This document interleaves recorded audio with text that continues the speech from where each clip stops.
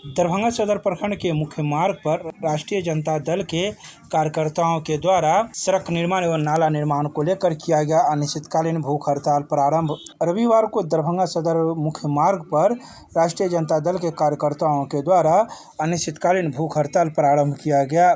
बता दें कि इस भूख हड़ताल का नेतृत्व राष्ट्रीय जनता दल के युवा कार्यकर्ता एवं वरिष्ठ कार्यकर्ता प्रेमचंद्र यादव उर्फ भोलू यादव के नेतृत्व में शुरुआत की गई, जिनके साथ कई अन्य लोग भी शामिल हुए। तो वहीं इस संदर्भ में राष्ट्रीय जनता दल के कार्यकर्ता प्रेमचंद्र यादव उर्फ भोलू यादव ने रविवार को दिन के 1 बजे जानकारी देते हुए बताया कि 25 वर्षों से यह मुख्य मार्ग उपेक्षित है। यहाँ के नगर विधायक भाजपा प्रदेश अध्यक्ष हैं, लेकिन फिर भी यहाँ सड़क और नाले का निर्माण नहीं हो रहा है। यहाँ के जनप्रतिनिधियों को सिर्फ वोट लेने का काम है और काम करने का नहीं। इसके अलावा उन्होंने कई आरोप प्रत्यारोप भी लगाए। तो वहीं इन लोगों के समर्थन में दरभंगा नगर निगम की उप महापौर नाजिया हसन भी पहुंची, जिन्होंने अपने विचार रखे। आइए सीधे सुनाते हैं क्या कुछ कहते हैं इस संदर्भ में मौके पर मौजूद लोग मीडिया को। कि अभी वर्तमान सरकार जो है उनका संविधान यात्रा चल रहा है और हम कहते हैं उनके जो प्रदेश अध्यक्ष हैं और नगर के विधायक हैं दरभंगा नगर के, उनके ही क्षेत्र में ये स्थिति है, नरकीय हाल है। आप देख रहे हैं कि ब्लॉक जाने वाले मुख्य मार्ग है जहां हम लोग धरना पर बैठे हुए हैं और ना जाने 25 वर्ष से समस्या है।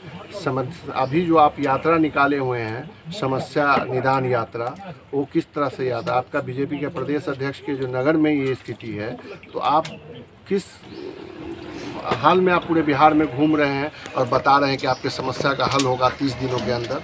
ये तो 25 वर्षों से यहाँ के लोग मर रहे हैं और यहाँ के जनता जो है परेशान है। यहाँ बगल में ब्लॉक है, वीडियो सीओ वगैरह भी यहाँ आते होंगे, प्रशासन भी आते होंगे। तो ये स्थिति है। यहाँ जो रोड नाला के चक्कर में यहाँ के जो स्वास्थ्य केंद्र था वो उठा के दूसरे जगह दे दिया गया। तो यहाँ हैं जिसके बच्चे जो है पढ़ने लिखने भी नहीं जा पा रहे हैं और आज हम लोग इसीलिए भूख हड़ताल अनिश्चितकाल धरना पर बैठे हैं।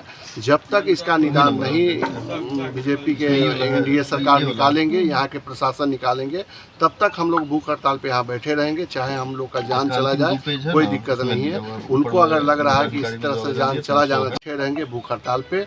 हम लोग इसी स्थिति के कारण, परिस्थिति के कारण यहाँ धरना पर बैठे हैं कि यह समस्या का हल। कितने लोगों ने इसके लिए सड़क बने, इसके लिए हड़ताल किया, भूख हड़ताल किया? देख रहे हैं सभी लोग लोकल हैं और बगल के हैं, सभी लोग का समस्या है और हम लोग भी यहाँ भूख हड़ताल पे करीब 5-7 आदमी भूख हड़ताल पे बैठे हुए हैं और बाकी सभी लोग सपोर्ट में यहाँ मतलब बैठे हुए हैं। क्या लग रहा है, सुनवाई होगी? निश्चित सुनवाई होगी। अगर सुनवाई नहीं होगी तो आप एक बात बताइए ना कि आप जो संविधान यात्रा निकाले वो विफल रहा ना।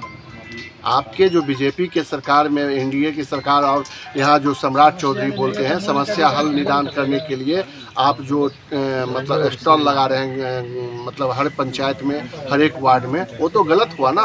क्योंकि आपके प्रदेश अध्यक्ष के ही विधानसभा में ये स्थिति है तो आप पूरे बिहार में क्या समस्या का हल करेंगे? जो 25 वर्षों से ये समस्या का हल नहीं आप कर पाए, एक पानी का निकासी आप नहीं देख पाए और यहाँ से बगल में ही उनके प्रदेश अध्यक्ष का घर है। जब वो देखने के लिए वो समस्या नहीं उनसे निदान हो सकता है तो आप पूरे प्रदेश में क्या समस्या का हल करेंगे? आपसे नहीं संभल रहा है तो आप इस्तीफा दीजिए। समाधान क्या, इस पूरी समस्या का ही समाधान हो जाएगा। इस बार हमारे राजद नेता श्री भोलू जी इस बार ये बीड़ा उठाए हैं, जब तक ये समस्या समाधान नहीं होगा तब तक ये अनशन अनिश्चितकालीन कर रहे हैं। अब हम यहाँ के नगर विधायक, यहाँ के जिला प्रशासन, प्रखंड विकास पदाधिकारी, अंचल अधिकारी, सभी का ये मुख्य मार्ग है जिससे ये अवगत अभी तक क्यों नहीं कराएं। यहाँ के जिला प्रशासन को नगर निगम क्षेत्र भी आता है और ग्रामीण क्षेत्र भी आता है, तो दोनों में मुखिया और वार्ड पार्षद इन लोगों के भी कमजोरी के कारण आज ये समस्या उत्पन्न है। यहाँ की आम जनता की समस्या किसी को नहीं दिखाई देती। यहाँ सिर्फ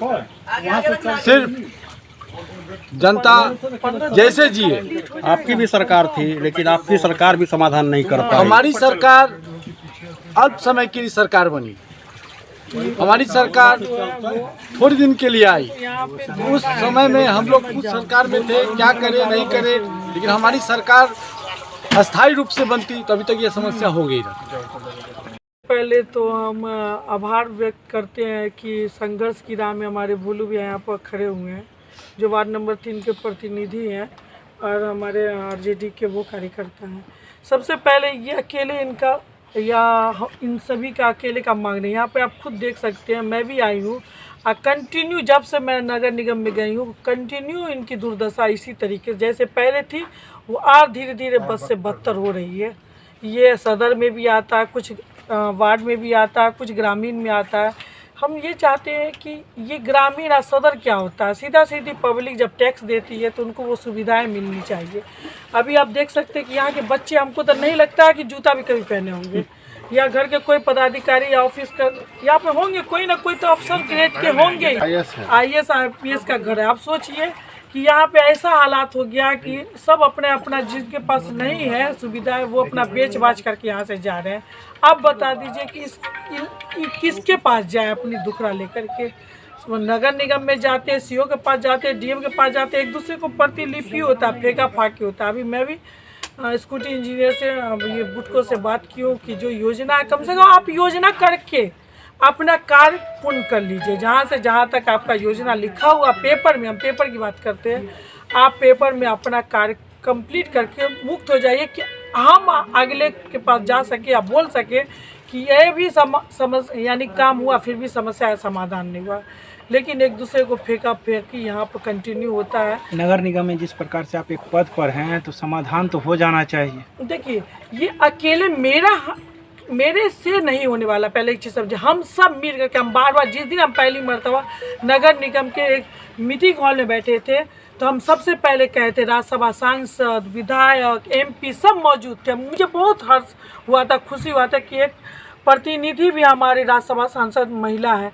तो मैंने ये कहा था कि एक अकेला उंगली कभी भी ताकत नहीं होगा जब तक हम मुट्ठी नहीं बनेंगे। अगर आपको दरभंगा को खूबसूरत बनाना है तो हम सबको एक सहयोग होना पड़ेगा। लेकिन यहाँ पे सब अपनी अपनी राजनीति करते हैं, सब अपना अपना स्वार्थ देखते हैं, समस्या का समाधान होता नहीं है। मेरे अकेले से कुछ नहीं होगा जब तक इसमें विधायक, MP, राज्यसभा सांसद, नगर निगम पूरा सहयोग नहीं देंगे तब तक कुछ नहीं होने वाला। और उसके साथ साथ कर्मचारी भी एक दूसरे को फेंका फेंकी, क्योंकि उनके ऊपर में आशीर्वाद होता है बड़े बड़े हमारे जो जनप्रतिनिधि का। तो अगर समस्या का समाधान निकालना है तो हम सब एक कतार एक चिटाई में बैठ करके क्यों नहीं फैसला का निर्णय ले लें। तो समस्या निदान नहीं होता है, सब अपना अपना पॉलिटिक्स खेलते हैं।